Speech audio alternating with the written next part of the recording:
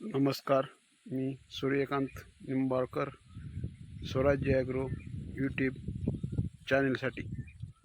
फलटण तालुक्यात स्वर्गीय चिमणराव कदम महाराष्ट्र रोजगार हमीचे अध्यक्ष असताना मोठ्या प्रमाणात फळबाग लागवड झाली.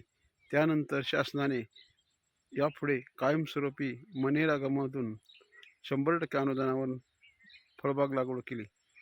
यावर्षी थंडी मोठ्या प्रमाणात पडून तापमान 14 अंशाच्या खाली आल्यामुळे पानापेक्षा आंब्याला मोठ्या प्रमाणात मोहर आला होता. परंतु बदलते हवामान, ढगाळ हवामान, विजेचा कडकडाट आणि गारांचा पाऊस यामुळे आंबा पिकाचे मोठ्या प्रमाणात नुकसान होऊन आंबा गळती तीव्र उन्हामुळे होत आहे. यावर्षी आंब्याची चव जरी शेतकऱ्यासाठी चांगली लागणार असली तरी बाजारपेठेत मात्र यावर्षी आंब्याचा दर काय राहील हे आत्ता सांगू शकत नाही. नमस्कार.